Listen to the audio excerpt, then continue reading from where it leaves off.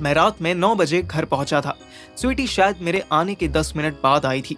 वो बाथरूम में ही थी जब मैंने उसे सॉरी बोला और मैं आकर सोफे पर बैठ गया। पर बैठे बैठे जाने कब मुझे गहरी नींद आ गई और नींद तब खुली जब मुझे फील हुआ कि जैसे कोई मेरे पेट पे किस कर रहा है। सुहू तू है? मैं जानता था कि ये सुहानी का टच नहीं था, पर फिर भी मेरे मुंह से पहले उसी का नाम निकला।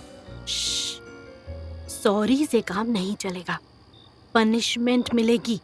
हे भगवान, ये स्वीटी क्या कर रही थी? मेरी शादी को अभी 1 महीना भी नहीं हुआ था और ये घर तुड़वाने की पूरी तैयारी कर चुकी थी। स्वीटी रहने दे प्लीज, मुझे ये सब नहीं चाहिए। बोला ना पनिशमेंट है।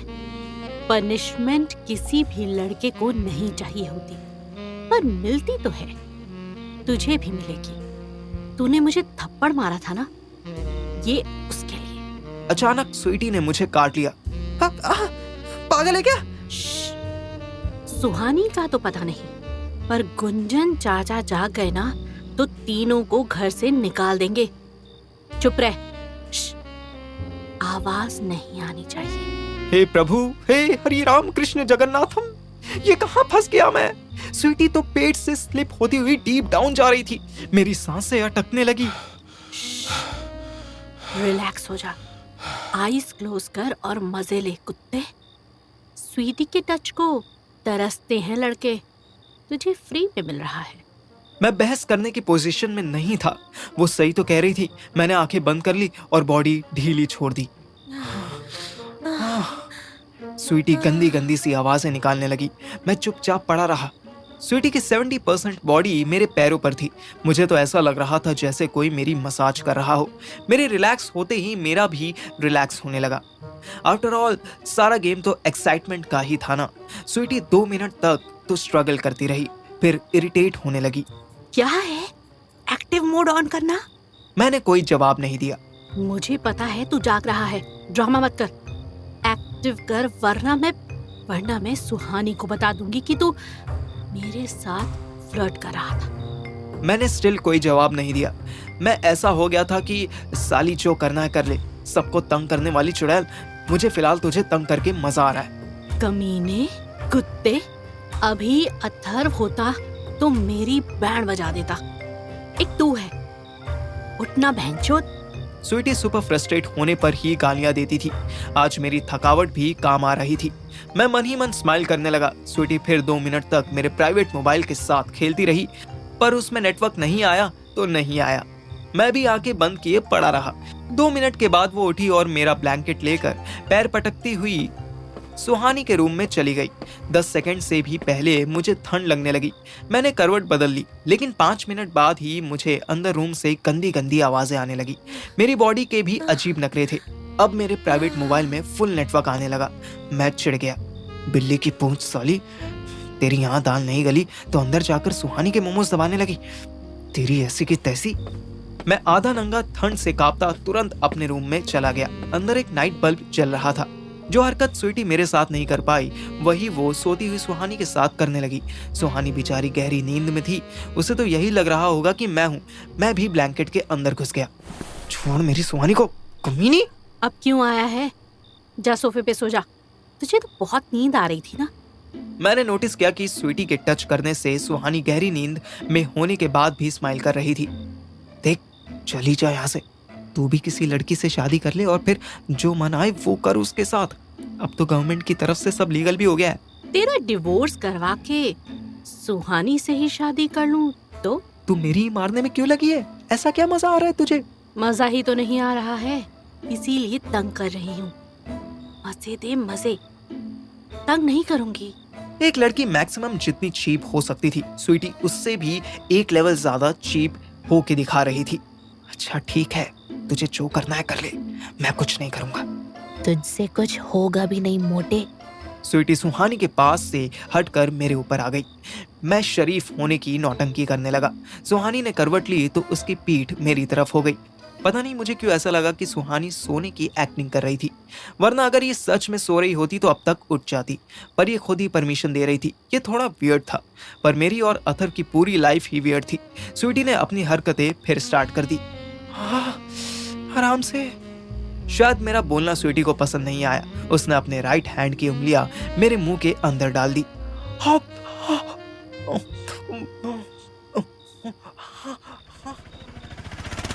उधर रात के 10:30 बजे अथर व टेम्पो वाले सरदार जी चंडीगढ़ पहुंच चुके थे।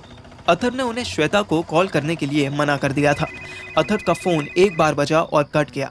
वो समझ गया कि किसका कॉल था। उसने कॉल बैक किया। मेरे बाप ने तुरंत फोन उठाया। क्या अपडेट है? नेगेटिव सर, मेरे पहुंचने से पहले ही वो लोग यहाँ पहुंच गए और मैं बहुत मुश्किल से बचा हूँ। पर काम तो आज ही होना जरूरी है ना? नेगेटिव सर, आज जिंदा बचना जरूरी था और अभी मैं शहर से बाहर हूँ। जब मुझे सेफ लगेगा तब आऊंगा। इससे पहले कि अथर कुछ समझ पाता मेरे बाप ने कॉल काट दिया। अथर के साथ एक वियर्ड सी प्रॉब्लम थी। उसको प्रायोरिटी सेट करनी नहीं आती थी, क्योंकि मेरे बाप ने उससे ब्रीफ केस वाला काम प्रायोरिटी में करने को कहा था। इसलिए अथर के लिए श्वेता और रवि को मिलवाना ज्यादा इंपॉर्टेंट हो गया था। वरना अथर भी दिल ही दिल में जानता था कि रवि अगर सुसाइड कर भी लेता तो उसके बाप का कुछ नहीं जाने वाला था। पर फिर भी भाई अपना दो बिछड़े दिलों को मिलाने के मिशन पर चल पड़ा था। रात 11 बजे सेक्टर 17 की एक शानदार कोठी के आगे टेम्पो रुका। टेम्पो की उछल कूद से अथर की पूरी बॉडी दर्द होने लगी थी। मानना पड़ेगा सरदार जी कि जिस चंडीगढ़ शहर में ऐसा टेम्पो चलाना इलीगल है, वहां आप पूरे शहर के दर्शन करवाते हुए मुझे सही जगह पे ले आए। ओहो काका बाली, चंडीगढ़ दी कोई गली कोई सड़क नहीं है जो मैंने वेखी ना हो। वो चप्पा चप्पा चरखा चलाता है सरदार। अथर कोठी के बाहर था। व्हाइट मार्बल से बना वो आलीशान घर देख के ऐसा लगता था कि श्वेता बहुत मजे की जिंदगी काट रही थी। अथर बेल बजाने ही वाला था कि सरदार ने टोका।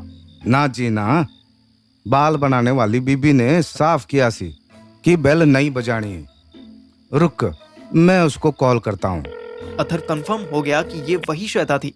फोन पे बात करने के बाद सरदार और अथर कोठी की बैक साइड में पहुंचे। वहां का डोर खुला हुआ था।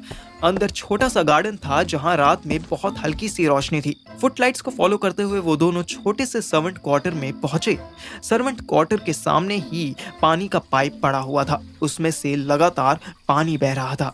ओहो, मेरे जूते गिले हो गए। अगर ये औरत मूड में हुई तो हमें भी गीला कर देगी। हैं? की? अंदर छोटा सा बल्ब जल रहा था।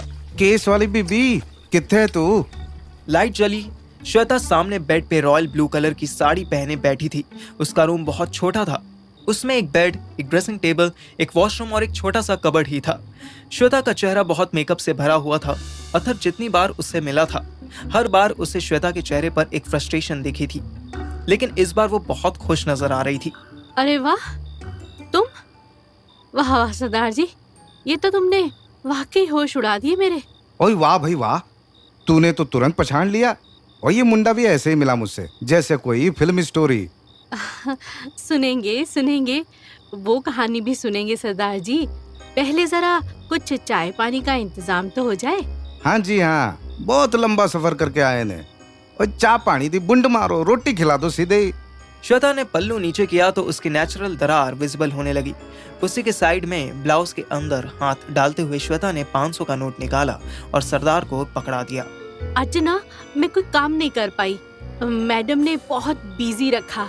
सरदार जी, तुम जाके ले आओ ना। क्या ले आऊं? जो भी तुम खाना चाहते हो, डिनर साथ में करेंगे ना। ओए पर पैसा क्यों दे रही है? मैं तो प्रोड्यूसर हूँ ना, मैं ले आऊंगा चाय वाय काका। तुझे और चंडीगढ़ घुमा दूं। नहीं नहीं, इसे कहाँ भटकाओगे? देखो ना कितना थका हुआ है। इसमें तुम्हारे जैसे पंजाबी स्टेमिना थोड़ी ना है।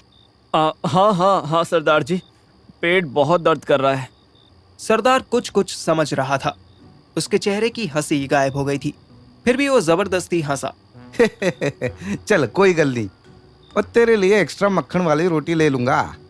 यार बीबी एक गिलास पानी ते पिला दे। श्वेता ने बुरा सा मुंह बनाया। अथर ने नोट कर लिया।